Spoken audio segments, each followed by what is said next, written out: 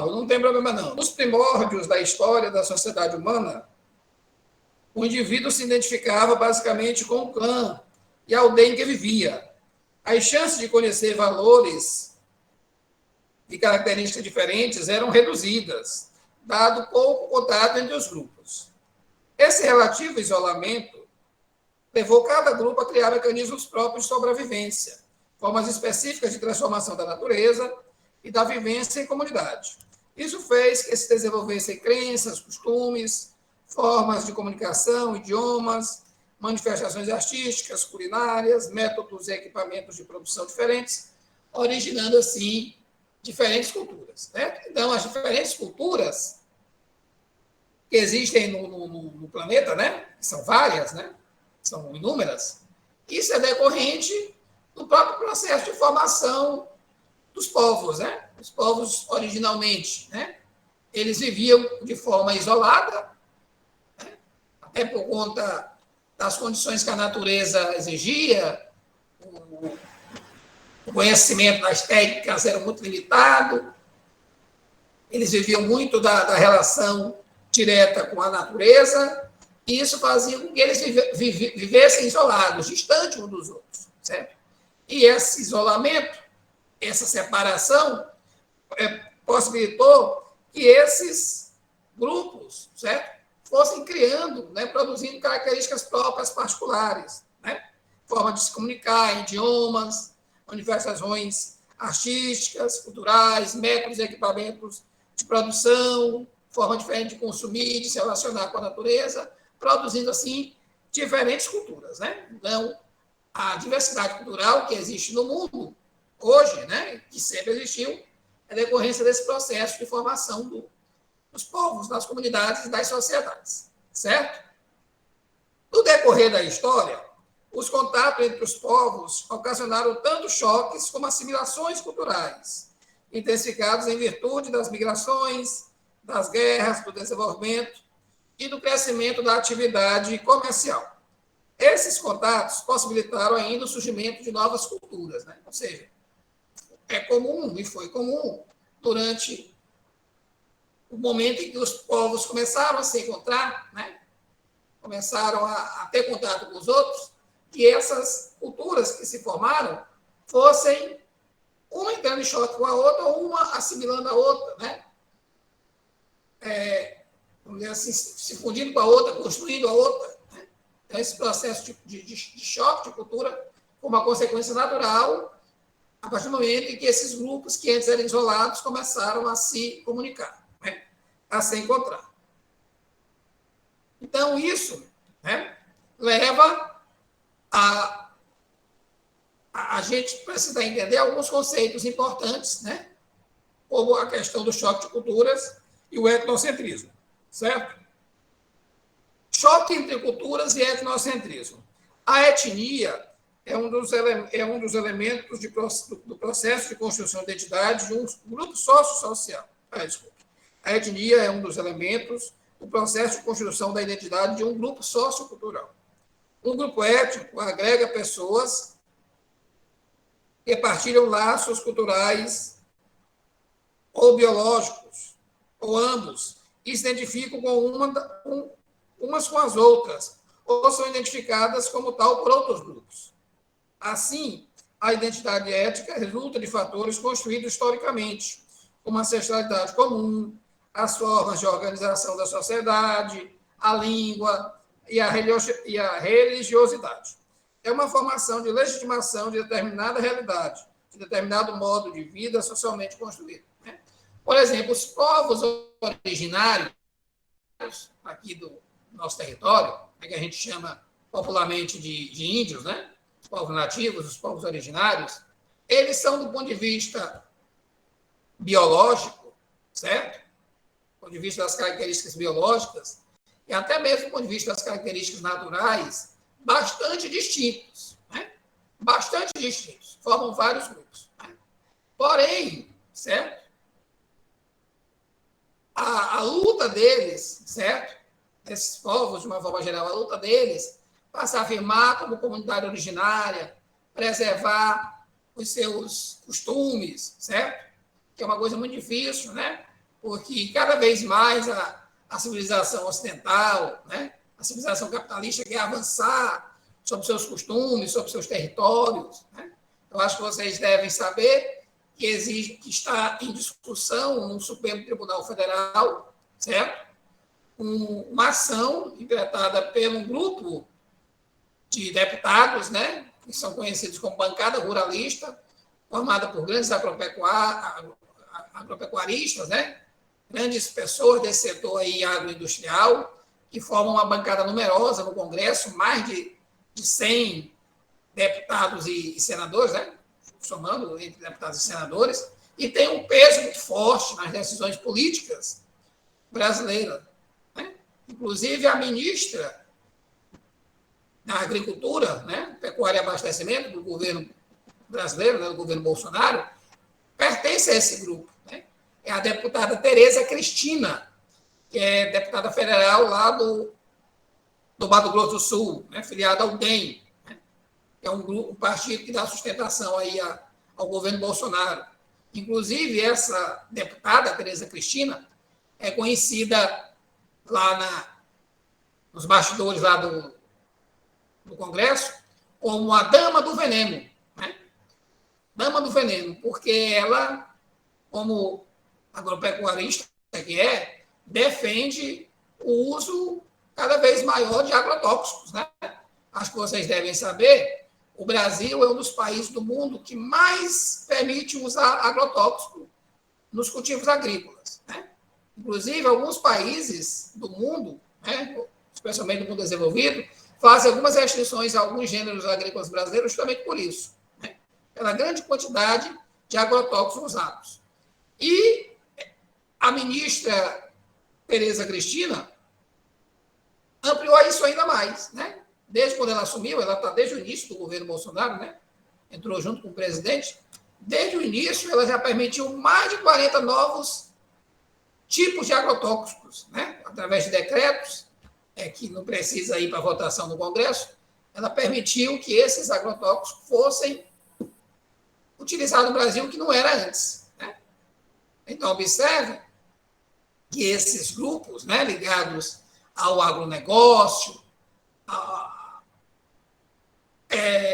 esses grupos, Paulo, ligados aí a esses interesses, né, dos grandes agropecuaristas, eles têm uma influência política muito grande. Então, eles estão fazendo tramitar lá no STF, não sei, acho que você já deve ter ouvido aí, ou visto na TV, que está sendo repetido aí, que é a questão de um projeto denominado Marco Temporal, né? Uma ação que eles estão entrando, onde eles propõem, certo, que seja considerado como referência para o deferimento vamos dizer assim, das reservas indígenas apenas as áreas ocupadas pelos povos originários até 1988, que foi o ano da promulgação da Constituição, né? Da última Constituição, da atual. O ano que a atual Constituição foi promulgada no Brasil, em 1988, ou seja, 33 anos, vai fazer agora em outubro. Então, eles defendem que somente as terras demarcadas dessa data, né, 5 de outubro de 88 para trás, né, anterior, é que devem ser realmente definidas como reservas indígenas. As outras, posterior, aí vai ter uma análise, né? Vai ter uma análise, vamos dizer assim, os índios necessariamente não teriam direito a essas terras, né? Não teriam direito.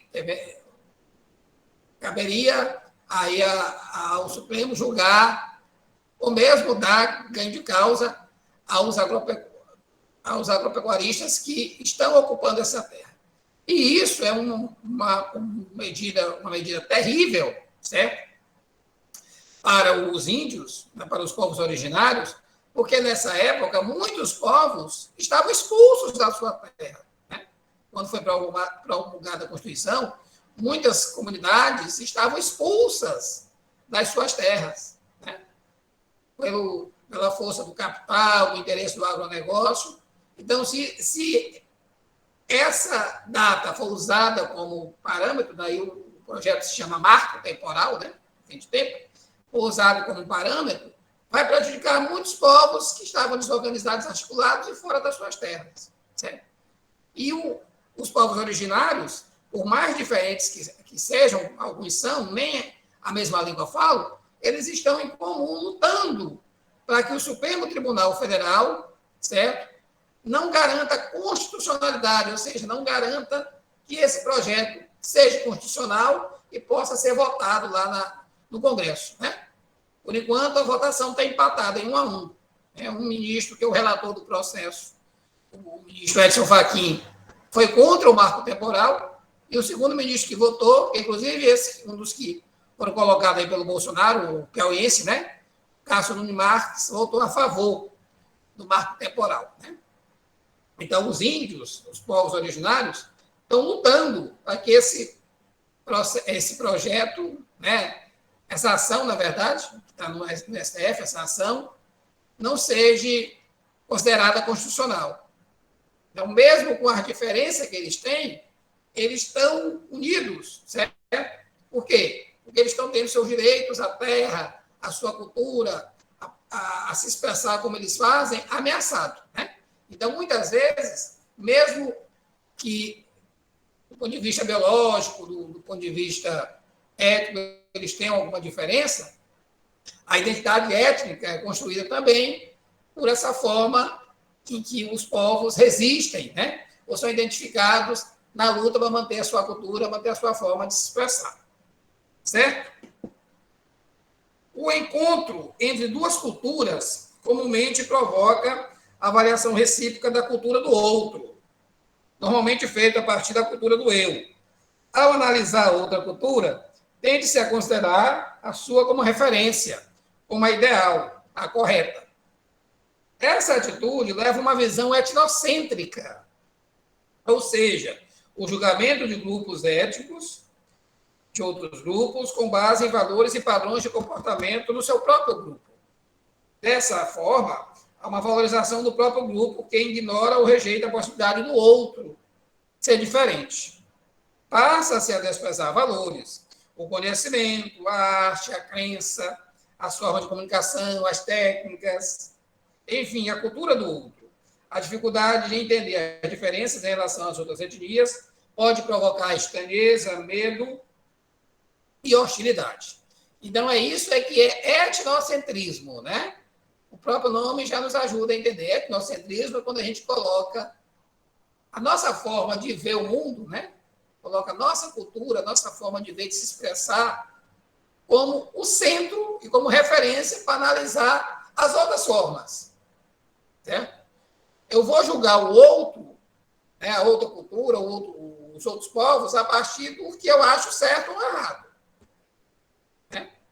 Então, o pensamento etnocêntrico é um pensamento de exclusão. Né? Porque se o outro se comporta como eu acho que deve ser, ele deve se comportar, ele está certo. Se não, ele está errado. Né? Então, o pensamento etnocêntrico é aquele pensamento que subjuga, né? Que não permite você ver o outro como diferente, e sim o outro como certo ou como errado. Né? Então, essa visão, uma visão de imposição, de cultura, umas sobre as outras, é que a gente chama de etnocentrismo, ou seja, etno vem de cultura, né? de identidade cultural, e o centrismo de centro, né? Você coloca a sua identidade no centro e passa, a partir dos seus valores, julgar se é certo ou se é errado. Né? Por exemplo, a expressão todo índio é preguiçoso é uma expressão etnocêntrica, né? Porque eu parto do meu conceito do que é ser preguiçoso ou não para dizer que aquela comunidade ou o membro daquela comunidade é. Né? Eu parto da ideia que eu tenho do que é ser preguiçoso ou não para dizer que aquele lá é ou não é. Então, esse pensamento, como outros demais que tem por aí, são pensamentos etnocêntricos, certo? A visão etnocêntrica serviu e continua servindo para justificar a opressão de comunidades étnicas e a conquista de povos e territórios, o controle do poder do Estado por aqueles que se consideram superiores aos demais, práticas preconceituosas, racistas e excludentes, certo? Então, o etnocentrismo foi, e ainda é, talvez infelizmente ainda continua sendo, um instrumento que permite a dominação de povos de culturas umas sobre outras, né? Foi graças ao etnocentrismo que os europeus, quando chegaram, primeiro na América, depois na África, na Ásia e, por fim, na Oceania, foi graças a esse pensamento, certo? Que eles dominaram esses povos, né? Eles dominaram esses povos.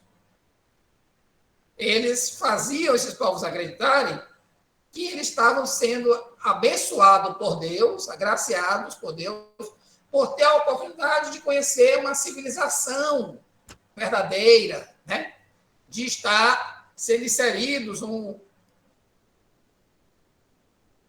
Tudo bem, Júlia, não se preocupe, né? Então, os europeus, né? Quando chegaram na América, depois na África, na Ásia, por fim na Oceania, eles passaram para esses povos originários, esses grupos, a ideia de que eles deveriam agradecer a Deus, certo? A oportunidade que estavam tendo de conhecer uma cultura de verdade, de se inserir uma civilização, de ter valores que os afirmassem enquanto pessoas, enquanto indivíduos, e fizeram isso muitas vezes usando a força, a violência, quando eles não conseguiram persuadir as comunidades, né, para tentar incultar nelas a sua forma de viver, de se comportar, de agir, quando eles não conseguiram isso através da persuasão, eles usaram a força, a violência, né, obrigaram os povos originários a se comportar como eles, né?